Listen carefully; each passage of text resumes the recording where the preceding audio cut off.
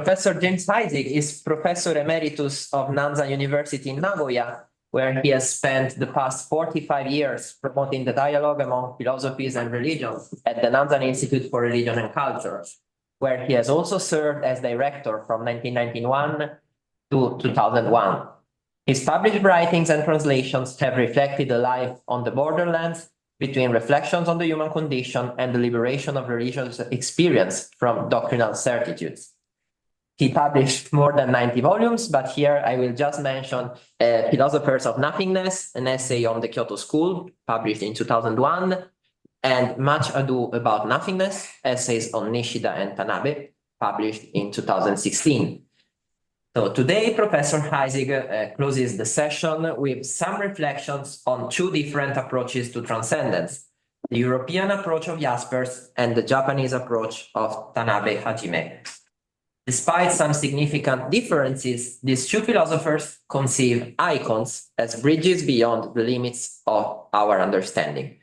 So the title of the presentation is The Icon as a Movable Bridge, with reference to Jaspers and Tanabe. So just give me a moment to share the presentation. Where is it?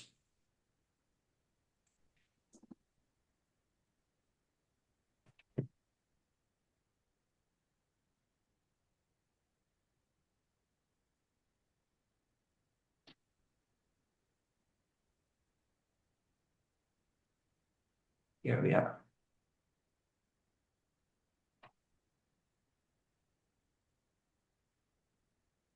Okay, so yeah, you can start whenever you want. I can make it a bit. Thank you. I feel a certain nostalgia sitting here. When I was a young man in Cambridge, I went with the intention of writing a dissertation on Jaspers, but I didn't find a suitable advisor and changed topics. I can't say I ever regret that, but from time to time, I do think about the road not taken, especially on an occasion like this, when it might have saved me the embarrassment of having to sing solo to a choir of experts like yourselves. But that said, my reading of Jaspers and that of Tanabe is a bit different from that of some of the previous papers. And I must admit, it was hard for me to hold my tongue during the discussions.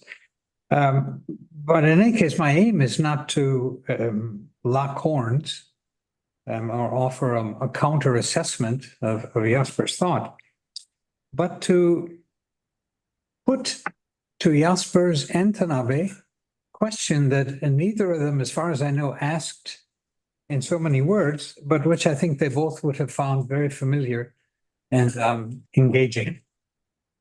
I will read only the portions of the paper in dark ink. The endurance of a religious tradition is sustained in part by loyalty to certain ideals, memories, and a stable social organization. But that loyalty itself cannot be sustained indefinitely by any mere coincidence of those elements. It requires something in the life of the individual that makes it possible to rehearse what has been received, and from there to follow the tradition or abandon it in whole or in part. Accounts of such a labor are more than the transcript of relationships to established authority. They're an attempt to return to the origins of religion itself. What I want to discuss here, namely the idea of the icon as a rational and practical bridge between two contradictory but inescapable irrationalities of human life, the limitations of being human and the presence of dark forces beyond our control. To describe them, I turn to these two philosophers, one from Europe, the other from Japan. In the second volume of his seminal work, Philosophie, Jaspers detailed what he called Grenzsituationen, or limit situations. In response to the positivist advances of science in the early 20th century, Jaspers saw how the relentless pursuit of knowledge holds within it the urge to confront its own limitations, and ironically, to enable the thinking subject to shake off the security of certitudes and stand up to the reality of what it cannot control by its own being. Indeed, to exist is to experience limits. So in addition to affirming the epistemic humiliation of wonderment and doubt over not having access to things as they are in themselves, and the peril of ruining reason by endless reflection, Jaspers points to concrete types of personal experience in which this awareness reaches a particular intensity and reveals to us the most intense, the most profound source of philosophy. In the main, there are 5 of them: death, guilt, suffering, strife, and chance. This is no mere notional assent to the limits of existence. The very ground under one's feet trembles, and with it all hope of discovering a uniform, irrefutable truth about ourselves and the world about us evaporates. But the impulse to that discovery does not, and in that antimony lies the possibility of a rebirth of consciousness. The Japanese philosopher Tanabe Hajime had no trouble incorporating Jaspers' idea of the limit situations into his own thought, as the nothingness in which the self is converted from death to rebirth. It is the point of absolute mediation in which we may speak of limits in self and self in limits. Tanabe was familiar with Jaspers' work, though I found nothing to suggest that Jaspers had ever read his. Another reason that Tanabe felt that the interests Jaspers is pursuing are our own is that Jaspers' emphasis on communication reflected Tanabe's own conviction that awakening was not a solitary activity, but involved dialogue and interaction with others. Moreover, he found Jaspers' thinking contemplative and structured in comparison with the uncertainty, nihilism, and dialectic of Heidegger's Angst. Most importantly, he regarded Jaspers as more religiously sensitive than Heidegger. That said, these points of sympathy were also the points of strongest contention. Tanabe considered Jaspers' approach to death as a paradigm of true encounter with human limits, unlike Heidegger's, which remained, he said, at the level of reflection on death. Tanabe remarks that Jaspers' insistence on the need to look death in the face in order truly to exist, which is also found among the ancient Greeks and medieval religious thinkers, resonates with me, and also resonates with Eastern ideas of entering the path of awakening. He adds, "What I find unsatisfactory is that death is always death seen from the viewpoint of life, and true death, namely the actual negation of the whole of life, returning not conceptually but actually to nothingness, is not made clear enough. Death needs to be actually negotiated with and broken through at the extreme, not just thought about, to become an occasion for inner subjectification." In this context, he likened Jaspers to the 17th century Zen master Suzuki Shosan, for whom the heroic individual enters into death freely, wagering life and showing a spirit of confirming the unknowable ground of death.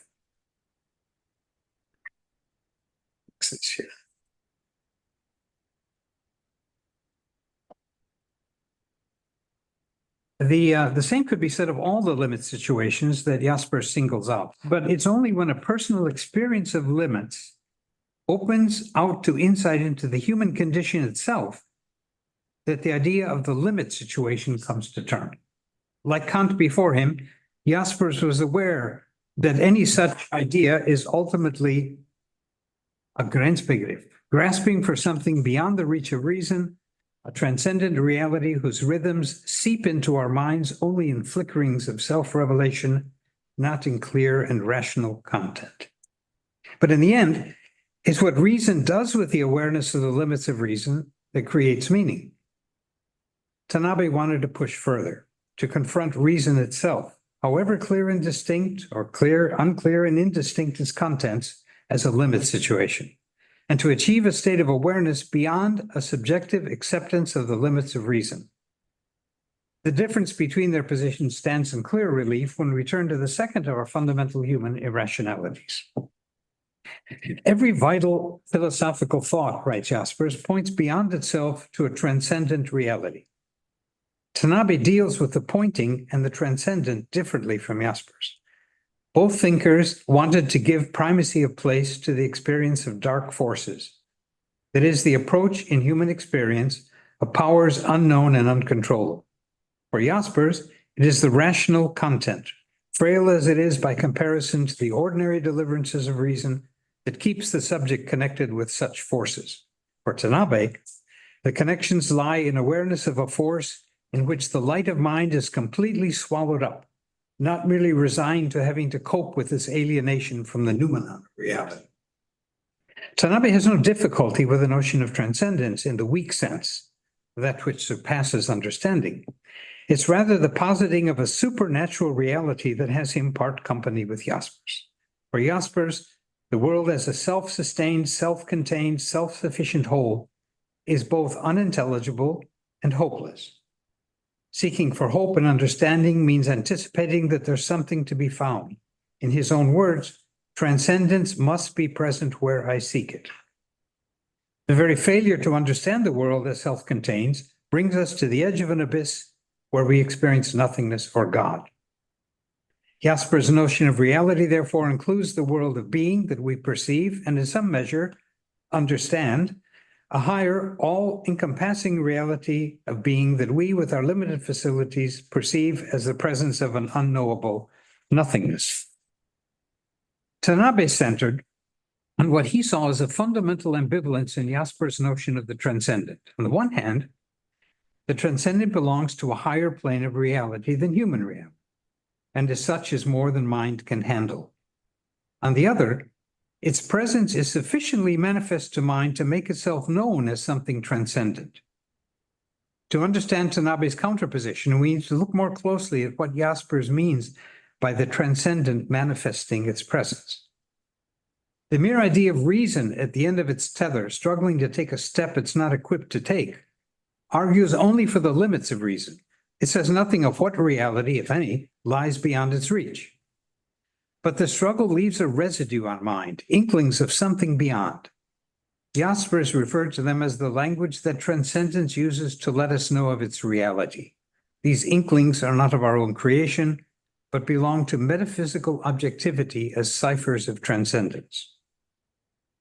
Despite speaking of the presence of transcendent being as an experience rather than a speculation, it's hard to detect anything like the pre-reflective experience of the numinosum that Rudolf Otto referred to as an encounter with the mysterium tremendum fascinans. The self-manifestation of ciphers for Jaspers is closer to an intuitive experience of mind, prompted by resignation to the limits of reason, but nothing like the incommunicable union or mystical immersion of mystical immersion where the boundary lines between self and other are dissolved. I would add here that all the quotation marks here are not simply my attempt to signal out the words, but they're the use of the author that I'm citing. Rather, the phenomenon of transcendence is articulated for my existence in the medium of bright consciousness, with the subject-object dichotomy maintained. The I, instead of dissolving in the face of its transcendence, gains in depth as a finite self-being. Like the elucidation of consciousness in world orientation, elucidation in the symbol proceeds here by way of objectivity. In other words, the final limit for understanding is what Jaspers calls the obscurity of the downright alien, into whose darkness the subject can never be swallowed up without renouncing its freedom. Tanabe admitted that as a theory of the generation of symbolic and mythical forms, there's a great deal to explore in the notion of the cipher. He was also sympathetic to Jaspers' view of all philosophy as epoch-specific ciphers that are incapable of communicating absolute truths to individual human minds or otherwise subjectifying a non-objectifiable reality. His problem is that Jaspers' idea of transcendence remains an other and does not acknowledge the transcendence of the other into the self. In other words, his problem is with an idea of a transcendence that is not experienced by the individual as a dark force landing on mind and shaking the foundations of reason, but as a kind of mathematical asymptote. The pointing is abstract and speculative, not dynamic and engaging. It begins and ends with ciphers of the mind. In Tanabe's words, Jaspers' position is a transcendent, translogical view of absolute reality as an idea. Tanabe's account of his awakening to the presence of dark forces is set in the language of Pure Land Buddhist thought. Rather than rely on mental processes pointing to a greater reality, Tanabe begins from the experience of being pointed at. Strictly speaking, there's no preparation for this experience other than a simple surrender to one's own helplessness. His absolute critique of reason was not an occasion for the manifestation of dark forces, but a consequence. In Tanabe's own case, as the preface to his 1945 work, Philosophy as Metanoetic details, the circumstances in which he felt an other power erupt within him were tied to his feelings of guilt for having failed to honor his philosophical vocation and speak out in the face of Japan's military escapades during the Pacific War. Rather than deal only with the personal feelings that weighed on him, he broadened his view to a critique of philosophy itself and to call for a general metanoesis, or as he put it, a philosophy that is not a philosophy. In his despair and indecision about whether to carry on the sublime task of philosophy, two things happened. First was an overwhelming awareness of limits. I let go and surrendered myself humbly to my own inability.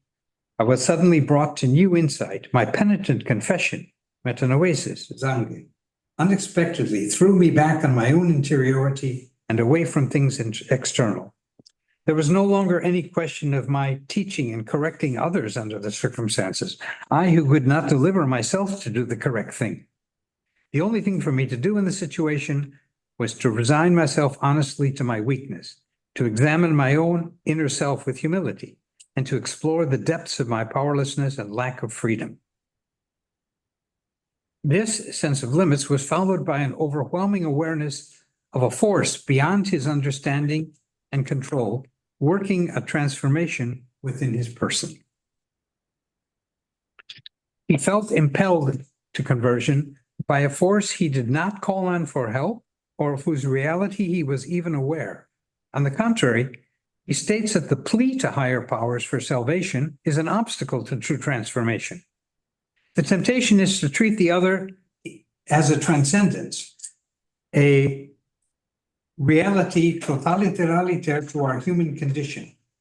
But as one begins to embody this awareness of an other power in one's own thinking and ethical choices, the idea of transcendence undergoes a conversion into a transdescendence. That is, a transcendent that empties itself of its transcendence and carries the self into a state of mind in which self becomes an instrument and mouthpiece for the truth and immanence of reality itself. The otherness of other power, therefore, is not that of a superior power added to the powers I already have at my command, but a different kind of power altogether. The power of spontaneous action, free of the personal designs and efforts of the ego, and resigned to the natural rhythms of reality. Transcendence descends from the supernatural back to the natural. Accordingly, personal experience of this power as a force, and not simply a notional conjecture, is not the experience of anything in particular, but a sense of being caught up in the all-encompassing oceanic happenstance of the present. Tanabe does not offer additional detail in this regard, let alone in comparison of his own experience with what we find recorded in the history of religion and mysticism.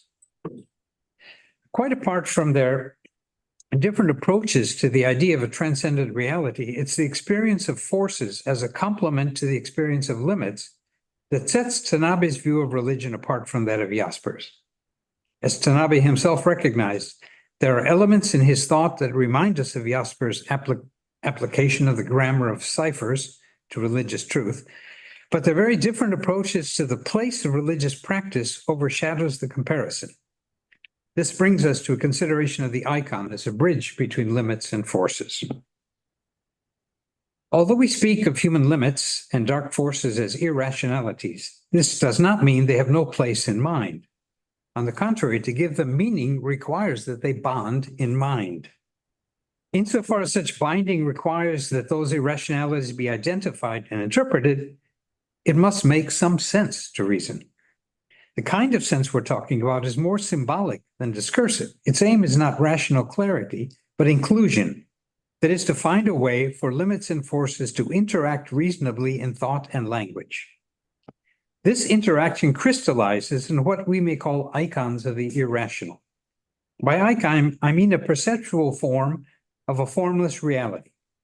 Whether that formulation take the shape of a concrete object or an idea grounded in perceptual memory, anything can become an icon, as long as it serves to bind interactively the limits of unsatisfied desire on one hand and the presence of a force absent to reason on the other. Let's first consider the logical status of the icon before turning to its specific formulation. First, logical function.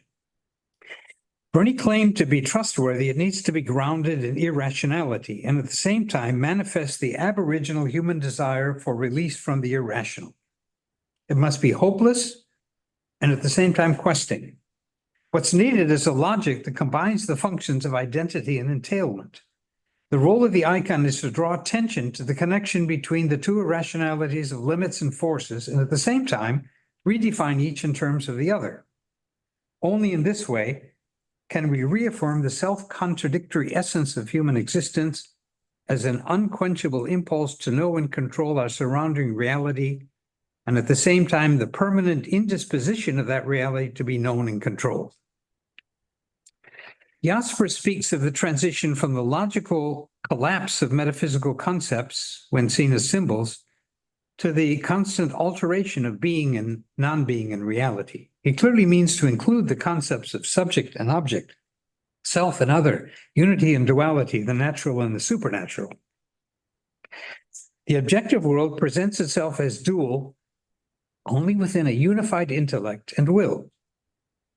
But given the poor performance of these capacities, the only thing that can truly encompass all contradiction in reality is transcendent being. In short, contradictories must be resolved, and the only logic capable of doing so is one that points to transcendent being. To accept contradiction, when all is said and done, is an offense against intellect. This is the logic by which he disposes of the idea of a transcendent nothingness. As he explains, an absolute nothingness that either identifies being and non-being or posits their coexistence in a realm beyond being is nothing less to him than a somersault to unthinkability. Transcendence transcends nothingness by seeing it as a stage on the way to insight into the ultimate impossibility of absolute nothingness. Transcendence, or God, together with the world, constitute the whole of reality as an encompassing that is being itself, transparent and non-objectifiable like the air we breathe. It only announces itself through ciphers like a flute that reveals music hidden in the air. At least in the terms in which I've set it out, Jaspers' logic serves as a mediating bond between limits and forces only as a rational way of highlighting an irrationality that only a higher order of being can overcome.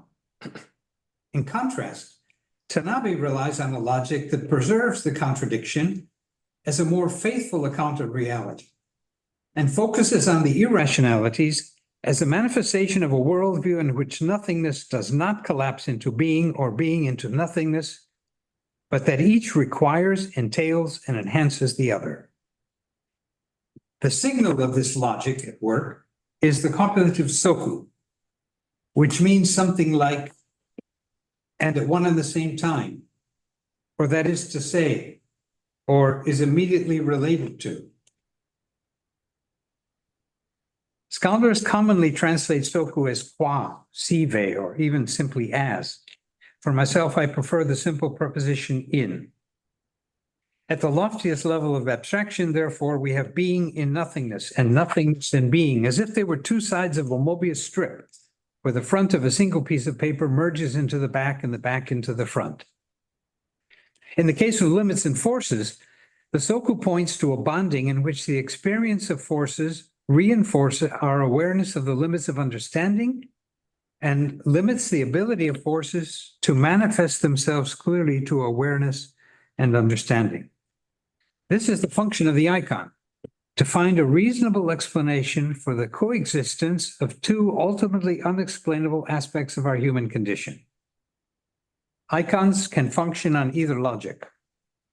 That is to say, that of Jaspers or that of Tanabe.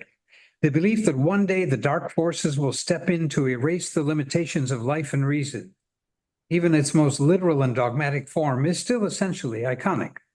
So is the belief that life is meaningless and without any guarantee of a higher purpose, or even that we must simply learn to live with the contradiction and trust in the deepest impulses of our nature, to do what we can to alleviate the pain of life, to celebrate its joys, and to find what meaning we can in communion with the world about us. Clearly, the logic we're speaking of here is more than a set of procedures for rational inference. It's also more than a mere anti-log, meant to challenge the results of such procedures. Rather, when we say that an icon posits a bond between limit and forces, we imply a larger story and a language for telling it, a mythology. Jaspers and Tanabe are in agreement here that the idiom of mythos is a more reasonable form of logos to express what one believes about the bond between limits and forces than is doctrinal confession or transcendental truth. On the ability of myth and symbol, as opposed to discursive thought, to communicate the truth about life's great mysteries and irrationalities, Jaspers is unambiguous, as is his rejection of demythologization, religious and otherwise. Tanabe is also aware of the need to turn the imagination to the interpretation of myth, but he takes a more positive approach to the benefits of demythologizing when it comes to the forms of Christian theism that obstruct the freedom of reason. On this point, I've no doubt Jaspers would agree. Reducing mythical thought of God to the notion of transcendence was far from the intention of his philosophical faith. The claim that God and other powers serve as icons for Jaspers and Tanabe to reconcile limits and forces is one neither of them makes explicitly. But the moment they begin to speak of the impenetrable mystery of reality, the language becomes iconographic. For Jaspers are ciphers. Our ciphers are those of the Bible and the Greek poets and philosophers. For Tanabe, the transcendence of other power is represented in the myth of Dharmakara, the bodhisattva who forsakes departure from the world into nirvana in order to return to guide others to enlightenment. He does not conceive of this as temporal stages in a kind of salvation history from one world to another, but rather as a single circular dynamic in which the departing descent is, just as it is, a returning ascent. It's an absolute event taking place within one and the same reality, affirming the human condition with its limits while negating its self-power through the working of another power. The critical question for both of them is how to distinguish between guiding icons and misguiding icons, how to interpret the content of mythical language without deceit or illusion. As we noted, Jaspers was consistently suspicious of speculative theology or its tendency to dogmatism. In his words, both philosophical faith and faith in the revelation speak of God. In philosophical faith, we do not know about God. We hear only the language of ciphers. To this faith, God himself is a cipher. The believer in revelation thinks he knows what God did when he revealed himself for the salvation of men. False mysteries grow transparent to the extent that thinking manifests the true great all-encompassing mystery. I'd note here that to the extent that psychoanalytical or Jungian archetypal interpretation are self-enclosed systems, Jaspers considers them false science, a congealing of myth into dogma. For a cipher to perform its iconic role, it must remain open to mythological, ritual, sacramental, poetic, and artistic tradition, as well as philosophy. Even so, it's what the ciphers point to that's critical. And it's only in the evaporation of their literal interpretation that we can understand human existence vis-a-vis the other of transcendence. Now, Tanabe shares Jaspers' suspicions about the tendency to congeal myth into dogma, but he seems to stand at opposite poles when it comes to the transcendence of history as a measure of the highest truth about existence. For him, awakening to the truth of religious symbolism is not confined to the enhancement of the individual mind, opening up to the mystery and grandeur of transcendence. Truth must be witnessed in concrete historical praxis, in the establishment of the communion of saints and Buddhas, not in the intuition of an absolute transcendent reality, but in the lives of ordinary relative human beings wrapped up in themselves and in the circumstances of history.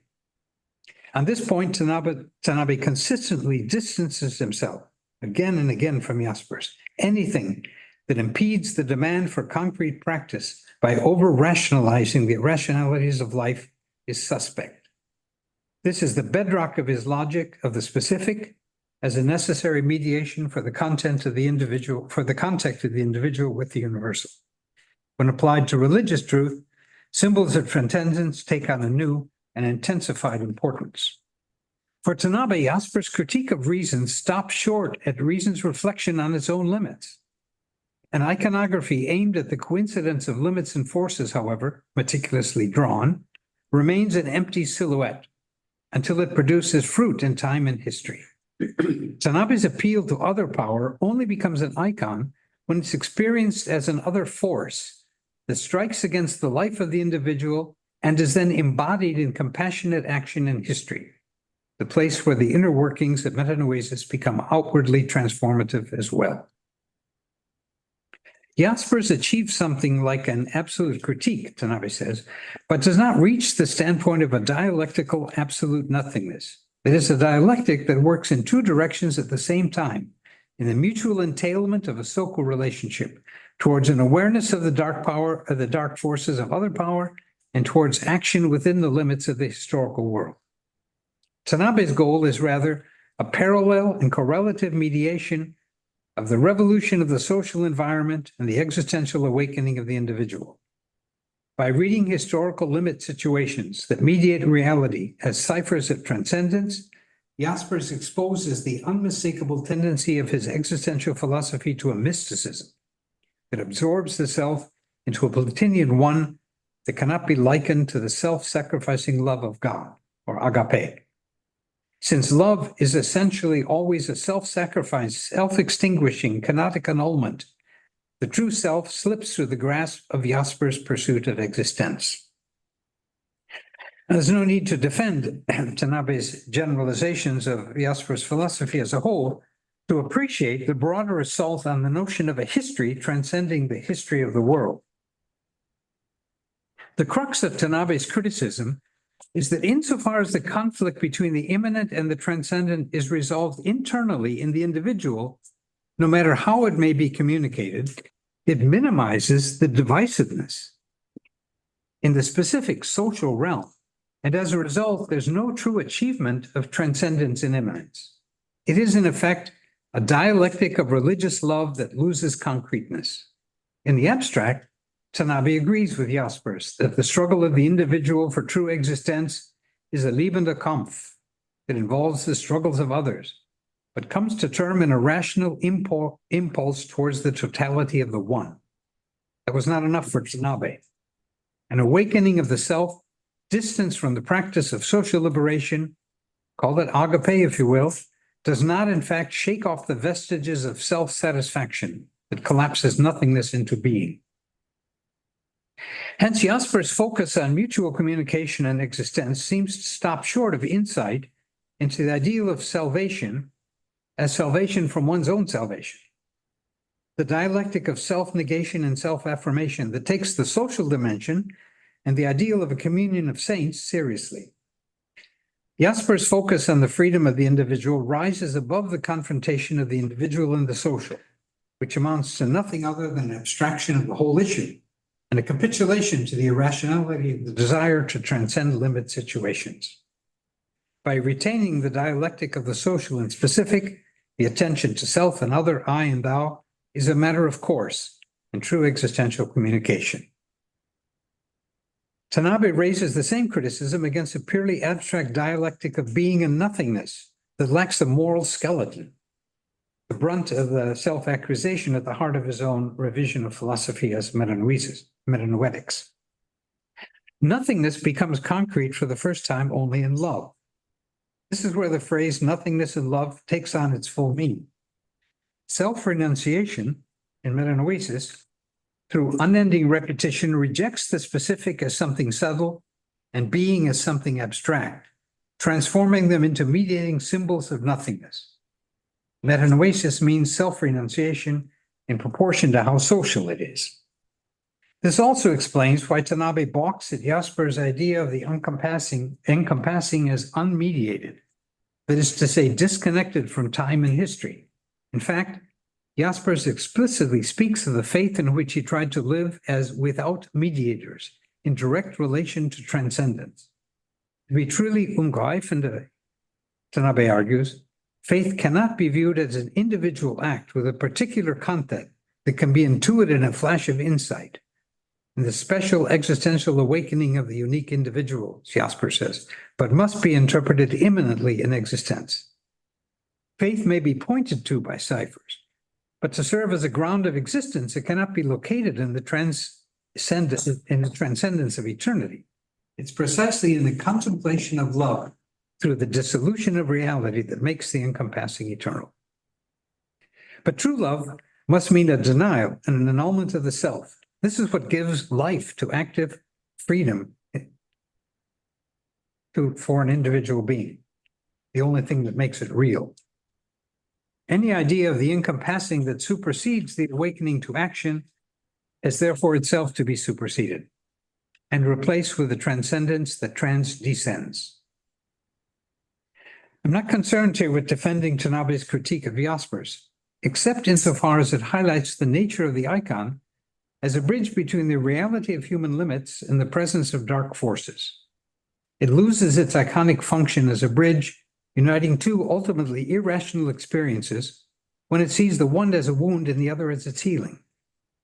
Iconography is not a description of a state of affairs so much as a symbol of a foundational human desire for reasonableness in the midst of unreason.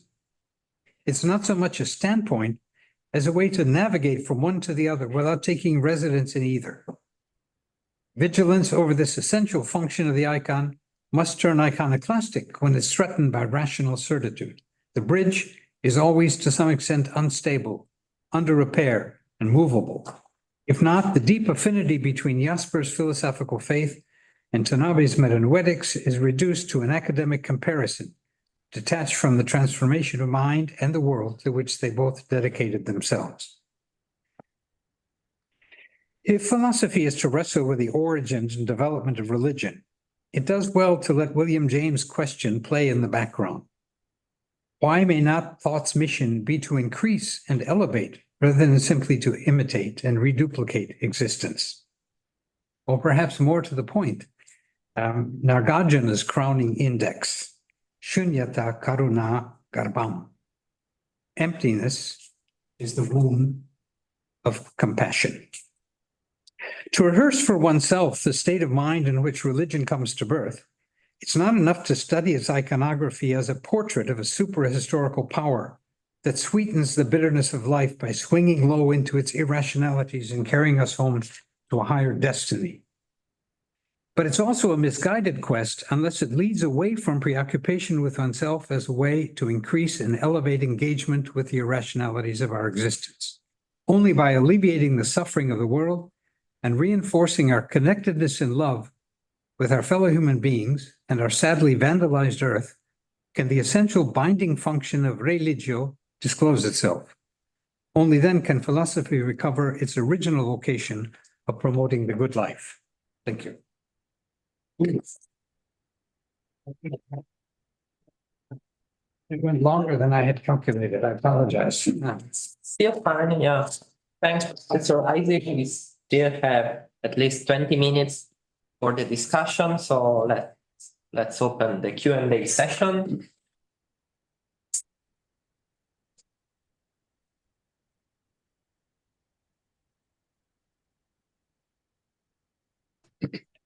Let me make a remark, because I was looking over some notes that I brought along with me, and I found this passage in the beginning of the Existential Philosophie that I was reminded of during the presentation on Jean Hirsch, where she talked about not being passive, but being active, the movement from passivity to activity. And in there, Jaspers says that it was the metaphysical emphasis, the emphasis on metaphysics that led Schopenhauer to look beyond appearance to an underlying reality, okay? And this is the important part, to support the combination of earnest dedication to worldly causes and serene detachment from them. So to engage in the world but be detached from it at the same time, which has enabled seers of all ages to become involved in historic events without being overwhelmed by them. That seemed to me really the inspiration almost for what she was writing. That's exactly the point on which the Buddhist philosophy of Tanabe, and in fact most Buddhist philosophers, would break with Jaspers and with Hirsch. Because the idea of engaging in the world but remaining detached from the world implies remaining attached to a transcendent other world. Whereas in the Buddhist absolute critique, as Tanabe says, you also need detachment from metaphysics and detachment from the other world. Equally, you need to be detached from both. And detached from transcendence. Not by negating it, but by engaging it in this movement of what Takeuchi called transcendence. Term I took over. Anyway, I just wanted to make that note. But isn't that the Bhagavad Gita? No?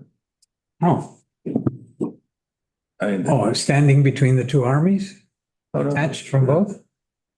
Sorry, I'm a bit. The Bhagavad Gita talks about, well, also it's detached action. There is some, there are a whole string of phrases which do not come to my mind at the moment.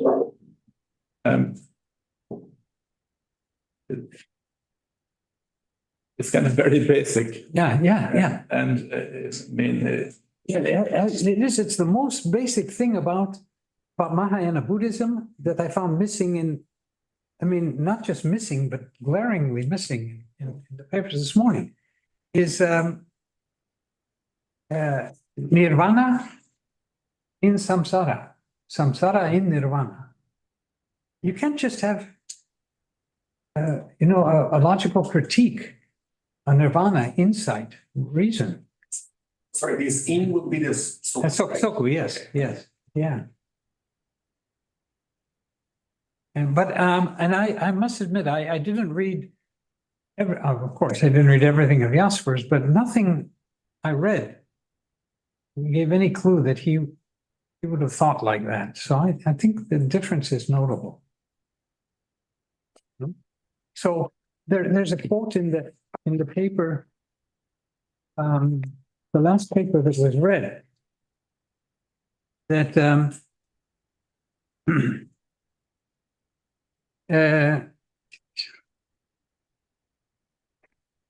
die Dialektik hat also den Zweck, die Menschen von allen dogmatischen Überzeugungen zu befreien. That's not the Zweck at all. That's just the first part. No? So Shunyata, this Zweck, no, is the womb of Karuna, compassion. So it's like half a picture. And I think that's what I think the interpretation is absolutely what he does of Nagarjuna is absolutely consistent with what Jaspers does. But I think neither of them are Nagarjuna, and certainly not Mahayana Buddhism. Is this because Jaspers was unaware of that, or is that some misinterpretation of his? I don't know. I mean, I have to ask the Jaspers experts. How is he criticized for? I mean, he was dealing with Hannah Arendt, who was very much engaged in social, at least social awareness. No, and I went through the letters as best I could, and did searches and so forth in the letters to see if there was any debate about this, and I couldn't find anything. But there must be some point at which she raised this to him. Do you know anything about that? I don't know exactly about this, but I think that yes, the perspective, the initial interest in Jaspers is different from Arendt, which is good because both Hirsch and Arendt developed two different directions of Jaspers' thought. And we were discussing also in Rome this summer because it came out in some discussion about the difference Arendt and Hirsch. Mm-hmm. So both of them somehow, I would say it is something that I wanted to ask, to be honest.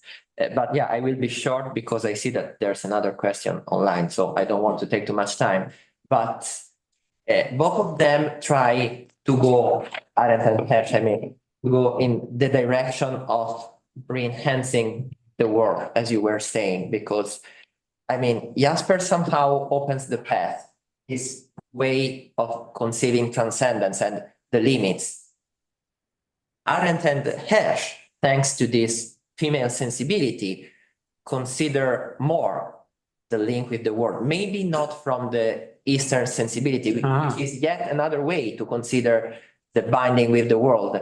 Arendt does this only in a social sense, I would say, and in this sense, of course, her political interpretation is more consistent than that of Hersch. So she could help Jaspers more in this sense, of course. Hersch is more interested in freedom in general. So the social, the intersubjective dimension is a part of the whole. So she still says something about politics, but she's interested in something deeper than Arendt. The Monticelli says that Hersch is more original than Arendt. I don't know. She's just interested in something wider than Arendt. This is the reason why she says something larger. This is yet different from Jaspers. So Jaspers, Arendt, and Hersch has different interests. It's normal that we cannot reach everything. So we just go along our path. The path Jaspers was interested in is the theoretical path. So I think that it's normal and it's necessary that he went just until the end of this path. It's the same with Kierkegaard. If you read Kierkegaard, knowing what comes after him in existentialism, of course, it's not that deep. It's his greatness is opening the path. It's normal that someone else. There's two different stories of an Indian and a Chinese version, an interpretation of a Jataka story. You know the story probably about a woman who's washing her clothes by the river with her baby sitting next to her, and a crocodile comes and takes the baby, kills it. And the woman's completely destroyed and can't live anymore. And she goes to after some weeks of despair, she goes to a bodhisattva in the woods. And he tells her, I want you to go to every house in the village, and every house that has never suffered a tragedy like yours, have them give you 1 grain of mustard, and then bring all the mustard seeds to me. Of course. And then by the end of the voyage, she realizes her hands are empty. The Chinese the Indian interpretation, sorry, let me get this right. The Chinese interpretation of that is she realized that I have suffered tragedy, but no, it's not me. It's human nature. It's like, it's a universal condition. It's not a private. She comes to the awareness that it's universal and not just something that happened to me in my life. And that's liberating. The Indian interpretation, on the other hand, is that by going from house to house, she reconnects with the community. And so compassion goes 2 ways. It's not just giving compassion, but receiving compassion from a community that's healing. So I would say that if on your interpretation, well, Jaspers is kind of focused on the Chinese, the rational side, but the Indian side is, and Tanabe's side for that matter is, tied to community. It's exactly what I am seeing. I mean, my research is just at the beginning, but it's exactly what I'm seeing and what I'm concluding until now, that it's the 2 sides of the coins. Both of them are essential. So rehabilitating this passiveness, I would say, related to the world and our being a part of the world, which of course the Eastern thought, this is the contribution that the Eastern thought can give to this world philosophy, but also reflecting on the inventiveness of freedom and what we can do using our freedom effectively. Both these things are essential if we think at the final goal is living the best existence as possible. I don't know if it's the happiest life, as Aristotle was saying, but the best, let's just say the best existence. To live the best existence possible, both these aspects are needed. Acting in line with the world, being a part of the world. So in this concrete world, not just looking at a transcendence, but also pointing to a transcendent meaning, to something that is not real yet, and incarnating it, as Hersch says. But this is also in Arendt, and this is also in Jaspers. So I think that we should keep both things. Of course, both of them are necessary, and no one of them is sufficient by themselves. We have to keep them together. But yeah, there is Professor Neuburg. Nine. Sorry Yeah, for waiting. first, thank you very much. Gave me a lot of food for thought. I wonder whether the reason why Jaspers is not kind of going in the direction of Tanabe is that Tanabe's position comes dangerously close to a Hegelian position. And I would not say that what Tanabe does is kind of like endorsing something like a Hegelian totality. I think the Mahayana position on that, and especially the Madhyamaka position, is different than the Hegelian one. But I do think at superficial observation, it comes very close to that. And I in think what sense? Kierkegaard, sorry? In what sense? You mean In the sense that in Hegelian philosophy, we think of everything as a totality, and that the absolute itself shows within the totality, and that negation and position are both equally kind of present in that totality. Whereas Kierkegaard then critiques Hegel that kind of the negation or transcendence in the Hegelian totality is not really real transcendence. It kind of negates that being beyond. Levinas makes a very similar point against kind of Hegelian totalitarian thought. And Yes. Hirsch, as far as I understood, does something similar with that differentiation between totality and the absolute. So I wonder whether the reason Jaspers doesn't go that way is because he kind of might misread Tanabe, or potentially, if you read him, yes. in that Hegelian way, reading that compassion within emptiness as a sort of endorsing of a Hegelian I see. totality, which is blind to true transcendence. I think your instincts are right in seeing echoes of Hegel. He, for 15 years or so, he taught Hegel's logic and the phenomenology and so in class in the original German, so he was very close to it. However, I think on two basic counts, fundamental counts, he's different from Hegel. One is he doesn't believe in a dharma of history or a tautology at all. So consciousness isn't evolving anywhere particular. And secondly, he doesn't believe in totality in the sense of either of the sense of Levinas or in the sense of the Umgreifend as a totality that embraces God and the world, or it's which is being, of course. I mean, that's Jasper's equivalent of Heidegger's being, right? The mystery of being. And so he doesn't believe in either of those things. Nothingness does not fulfill the function of a unifying force or a unifying framework. When Tanabe's colleague Nishida talked about nothingness, in fact, he refused to talk about it as something that embraces everything. On the blackboard, he drew a dotted line. And the reason is that everything that embraces every place where things take place, but in consciousness in the world and wherever it is, at some point breaks down and needs a bigger place to embrace it. So what's the universal of all universals? Nothing. I mean, it's a dotted line. In other words, we simply can't, it just means we could draw circles forever. There isn't anything. So the idea of totality is kind of absent. But I can see how you can get that. And I can see how you can get it from my presentation, because I didn't really explain the idea of nothingness very, very clearly in Tanabe. I may have to go back and qualify things a little bit. Thank you. It's very hard, but it makes me think very seriously and very deeply. Thank you so much. The two things maybe. First one is my personal feeling. You mentioned the Jaspers in the Tanabe, and the Tanabe wrote this Jange law. Yeah. But the motivation the Tanabe wrote that was the cooperation to the Japanese regime yes. to make Yes. the young student go to the Yes. world.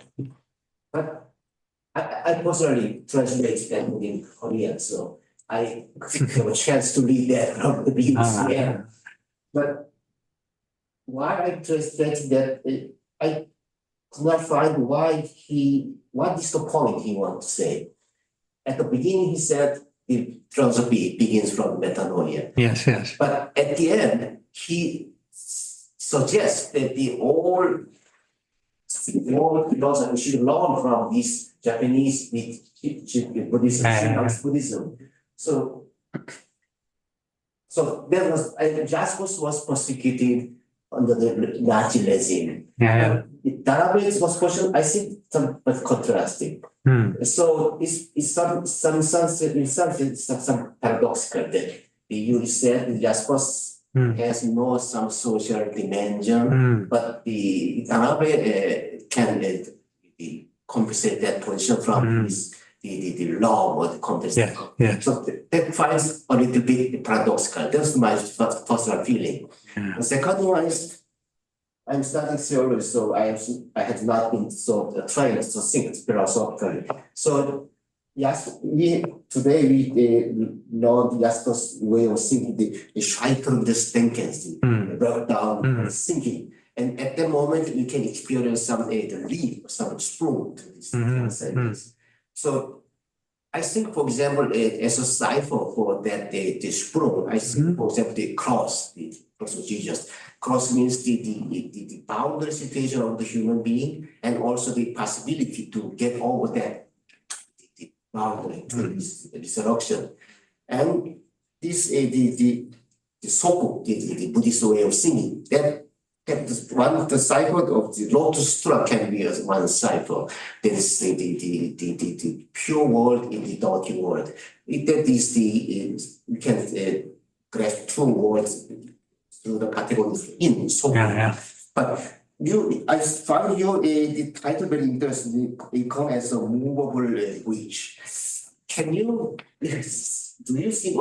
give us some icon we need in this age to move from this cross to this lotus, or from the lotus to the cross? Can there be some moving bridge or movable bridge that can make a bridge between these two icons, if I would say?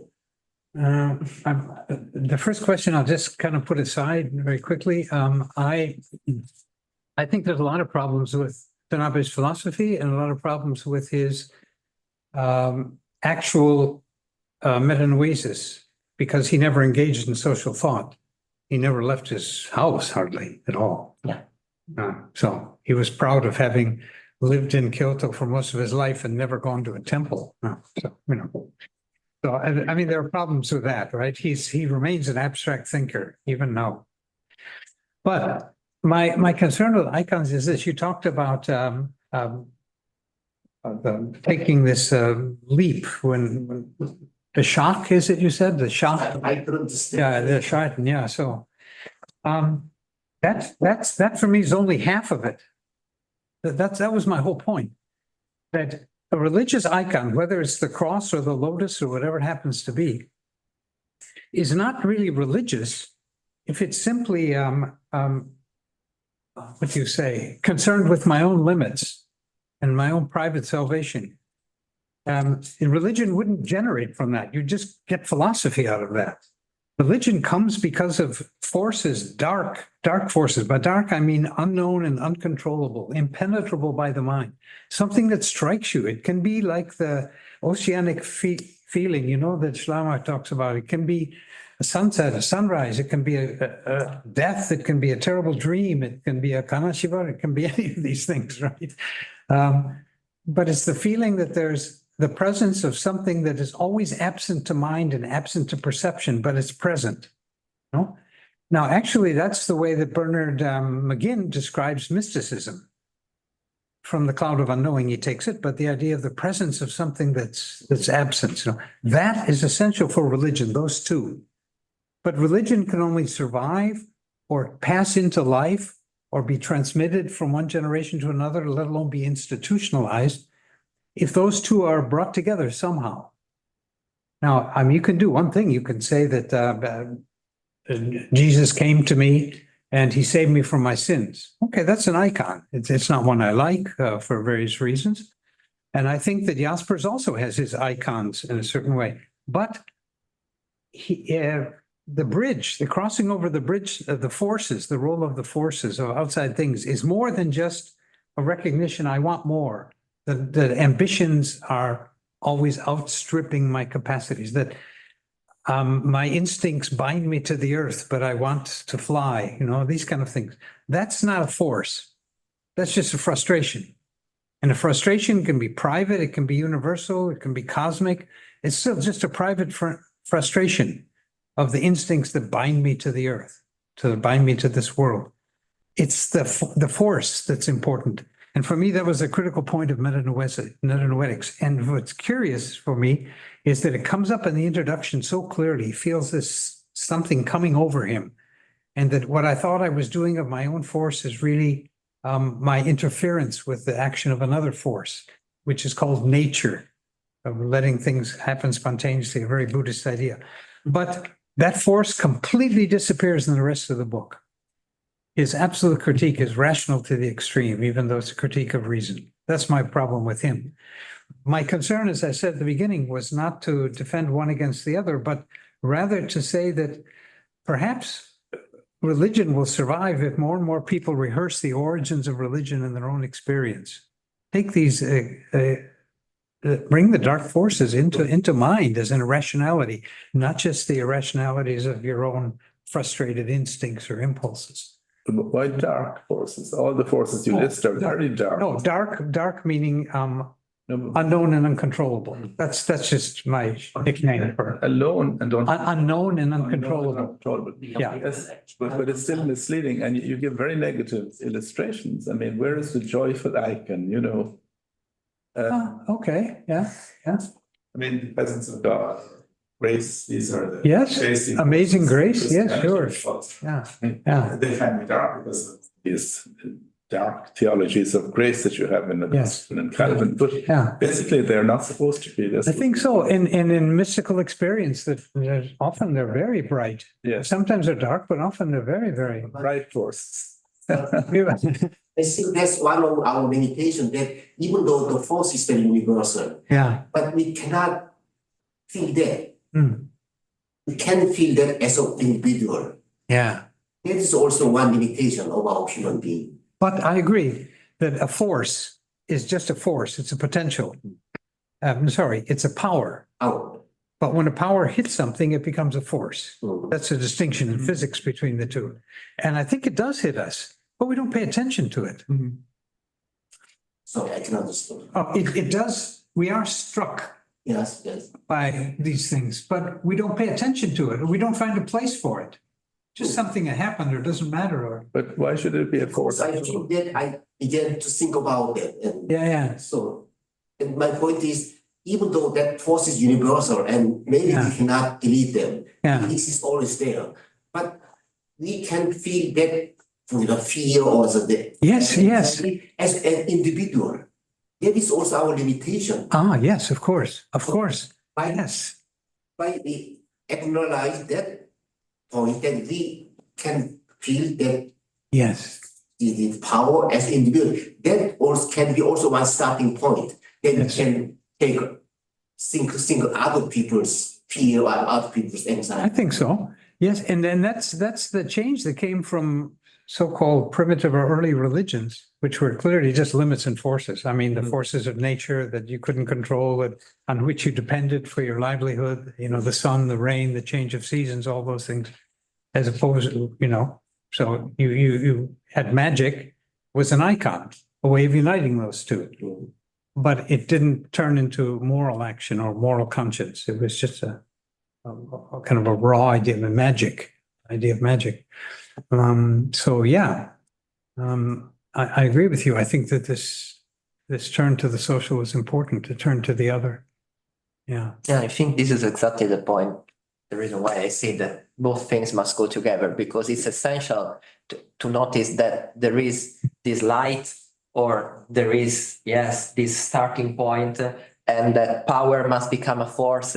We have to enhance this human capability, of course, but still the danger is that I mean, I think I can see it really clearly in what I'm working on. The danger is that once you got stuck in this capability, you forget that you still have to come back to the world, which is at a certain point the problem of Buddhism, you know, because you say, you reach somehow perfection and then you stay into another world. No, Yes. New Buddhism say then you have to come back and to show it in the world. Not the last steps are coming back to your individual life and then to the social life. So Yeah. bring it in society. This is the reason why the two things to me must be held together. We have to give importance to our potentiality, but still remember that it starts in the world and it must come back to the world. So at a certain point, pointing at transcendence is good if it makes you see something that is not real yet. Yes. But then you have to come back.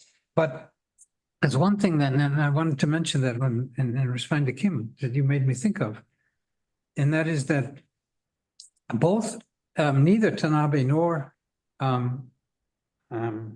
Jaspers gave any moral importance to the earth, to the environment. Tanabe, that wasn't done very much at his time, although he had a great tradition of the love of nature. Jaspers, there was really no excuse. There was too much written when he was alive for him not to pay attention to the damage of the earth. But neither of them did. And I think that's the reason that in Tanabe, even though he has it intellectually, as well as in Jaspers, this attention to forces, which was primal in the origins of religion, is ignored. Because they didn't take the earth seriously. It was all human beings. And so they lived in a world where the world was seen as an environment, which means a surrounding, which means a center of the surrounding, which is the Anthropocene, which is us, you know. So I think that's this turn back to the earth in a way is a return to rehearsing the origins of religion, to recovering this awe and mysterium tremendum et fascinans of nature, both in its destructive power and in its response. As St. Francis said, we either take care of the earth or all things rise up against us. And that's what we're experiencing now. And I think that's a religious sentiment as well, not just a political one. In the Bible, the biggest phenomenon is the glory of God, the kavod, which is the weight of God. And, you know, when the shepherds in the field, they meet the angel, and the glory of the Lord shone around them. And they're terrified because it's Yes. the Vato again, tremendum. And yet we're English, schrecklich, as poets sense. This is really curious because in the Catholic Mass, all the prayers are gimme prayers. No. They're asking for, except for the Gloria. Well, That's it. That's the one exception. And that's the greatest form of prayer. The cheapest form is asking for favors. Would you please intervene? No, and according to Jaspers, that would be possible. I mean, it intervenes by giving insight. Why can't it intervene by changing the course of history? That's the cheapest kind. Somehow or other, we really missed that. And we made salvation all about private salvation. I was going to ask you, though, the glory of God in the Bible is connected with the earth very much. I mean, you know, the earth is full of the glory of God. Yes. Hopkins I'm not said saying it's not the earth there. is charged with the glory of God. Yes. No, what I'm saying is, I'm trying to say, of course, it should be there, and you pointed that out, and you found it lacking in Tanabe, but the glory, I don't like calling it a force or a power. Because those are just You've got a theological vocabulary that doesn't include those words. You can take a lot of words that theology Maybe that's doesn't. because the human being is not the most wretched being of all the scientific beings. Yes, exactly. I missed that. Yes, Sorry. there was no concern for other sentient beings either, right? In- Animals and things In like who? that. In who? In Tanabe? And Jaspers Orthodox. In Jaspers. But again, in the Bible, the glory of God is very much concerned with the physical creation. Is it concerned with animals and things? I'm not sure about that. There are lions and tigers, I suppose, running around. Birds and they're not close, but yeah. Sheep. The Leviathan, you know, the power of God. I have to use the word power there. I used to be caught, yes. That's not my So like they can lead the talk, theological jackass. Yeah. No. We can talk about animals at dinner. Oh, sorry. No. It's just gone too long. Okay, so Yeah, it's still 7:30, yeah. So yeah, thanks for this first session, which was already quite fruitful, I would say. And yeah, thanks also for the people online joining, and we hope to see you again tomorrow morning.